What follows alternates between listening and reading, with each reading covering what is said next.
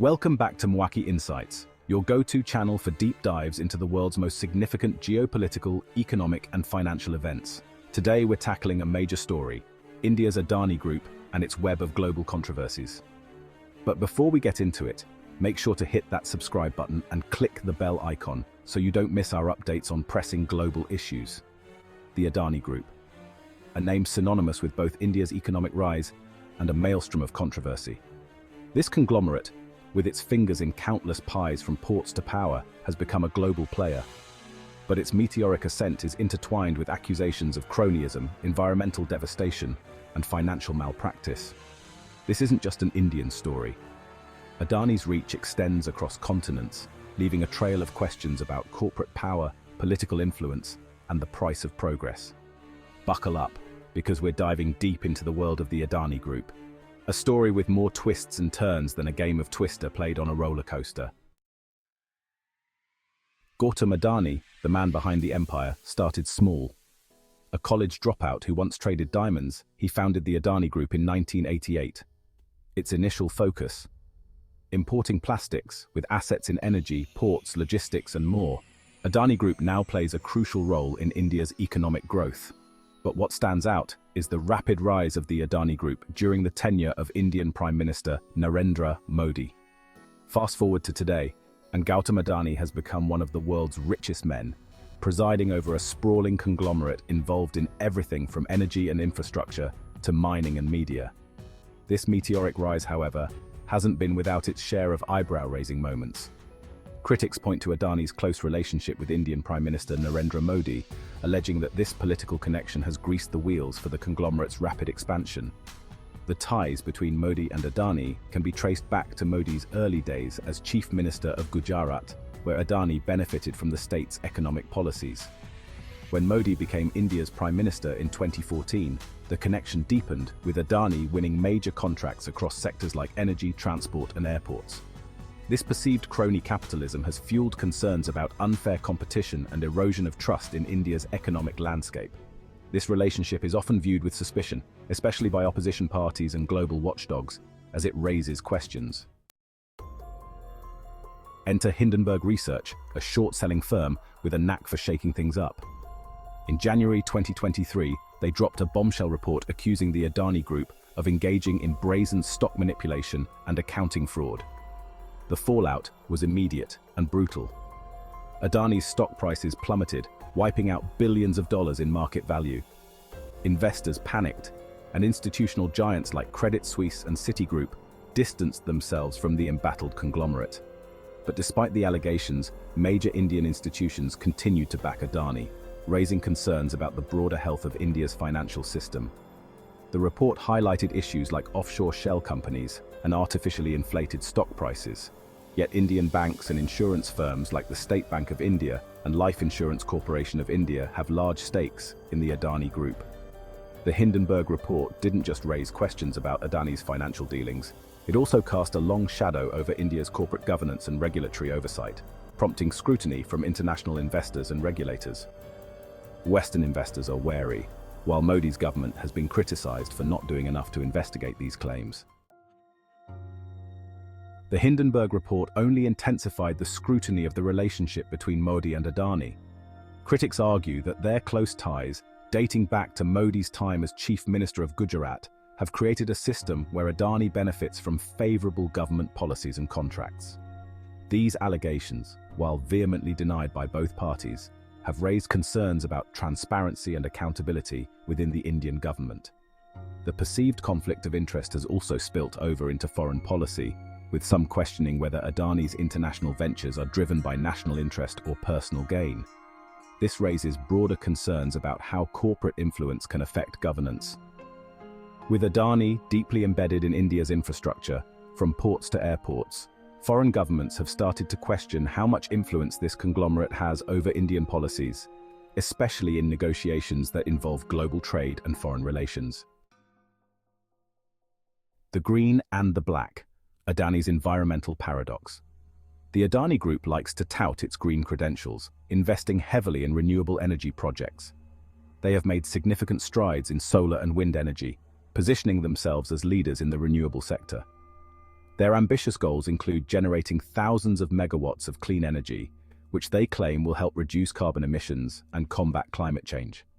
However, these claims are overshadowed by the environmental disaster unfolding in Australia's Galilee Basin, where Adani is developing the controversial Carmichael coal mine. This project has been a focal point of environmental debates, drawing criticism from around the world. This gargantuan project, facing fierce opposition from environmental groups and indigenous communities, has become a lightning rod for global outrage. Protesters argue that the mine threatens the land rights and cultural heritage of indigenous people, while also posing severe environmental risks. Critics argue that the mine's massive carbon footprint will exacerbate the climate crisis, while its impact on local water resources and biodiversity will be devastating. The extraction process requires vast amounts of water, potentially depleting local supplies and harming ecosystems.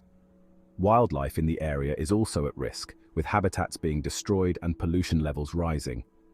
The Carmichael mine embodies the contradictions at the heart of the Adani Group.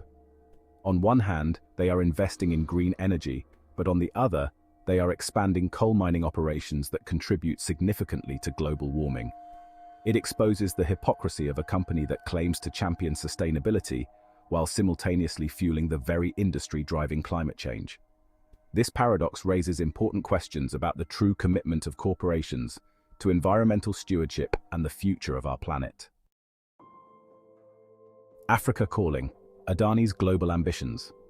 Adani's ambitions extend far beyond India's borders, reaching into the heart of Africa. The conglomerate has set its sights on Africa, pouring billions into infrastructure projects across the continent. These projects range from building roads and bridges to developing energy plants and mining operations. While Adani frames these investments as mutually beneficial partnerships, critics see a different story unfolding, one of neo-colonialism and resource extraction.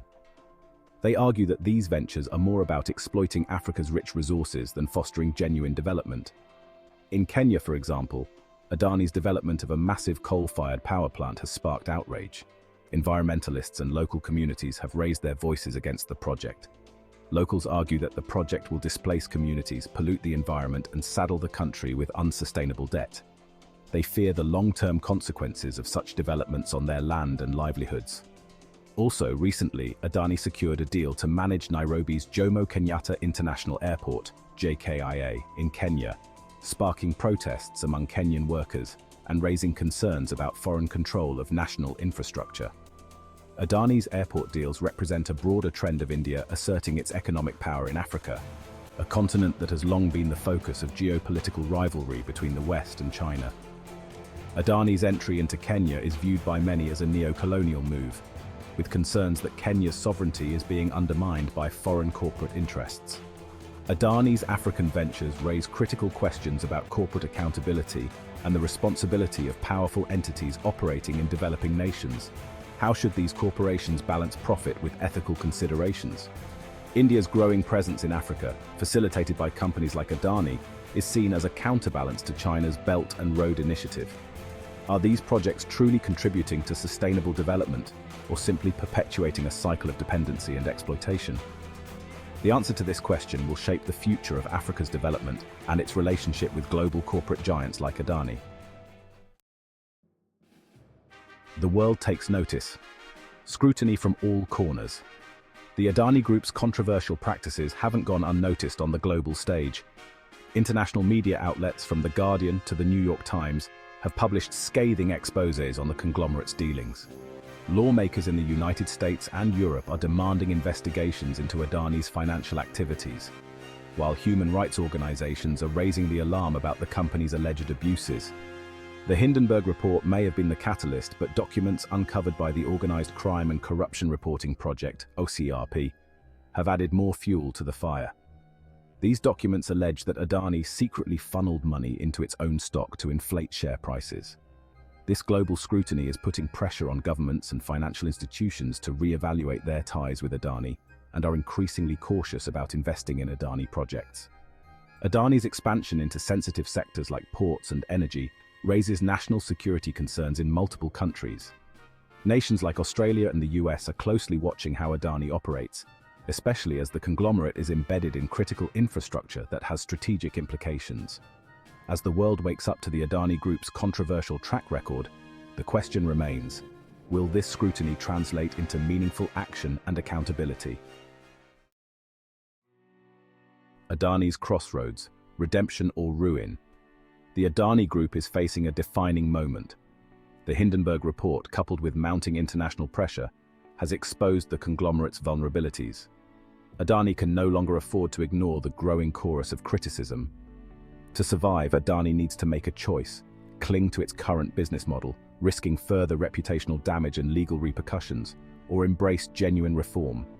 A pivot towards renewable energy, coupled with a commitment to transparency and ethical business practices, could offer a path to redemption. However, such a transformation would require a fundamental shift in the conglomerate's DNA, one that prioritizes long-term sustainability over short-term profits. A global reckoning. The Adani Saga's enduring lessons. The Adani Saga is more than just a corporate scandal. It's a cautionary tale about the perils of unchecked corporate power, where the ambitions of a few can overshadow the needs of the many. It serves as a stark reminder of the corrosive influence of crony capitalism, where business interests and political power become dangerously intertwined. This saga underscores the urgent need for a more just and sustainable global economy, one that prioritizes the well-being of people and the planet over sheer profit. Adani's story forces us to confront uncomfortable truths about the systems that govern our world. It challenges us to rethink the very foundations of our economic and political structures. It highlights the shortcomings of regulatory frameworks that are often ill-equipped to handle the complexities of modern corporate behemoths. The often blurry lines between business and politics become glaringly apparent, revealing a landscape where influence and power can be bought and sold. The devastating consequences of prioritizing profit over people and the planet are laid bare, showing the environmental and social costs of such decisions. The Adani Saga is far from over. It is a living, breathing example of the ongoing struggle for justice and accountability in the corporate world. Its outcome will have profound implications, not just for India, but for the future of global capitalism. The ripple effects of this saga will be felt far and wide. As the story continues to unfold, it serves as a critical juncture for global capitalism, prompting debates and discussions about its future direction. As this story continues to unfold, it is a reminder that vigilance and accountability are essential in our pursuit of a fairer world. It's up to all of us to demand better from our corporations, our governments, and ourselves.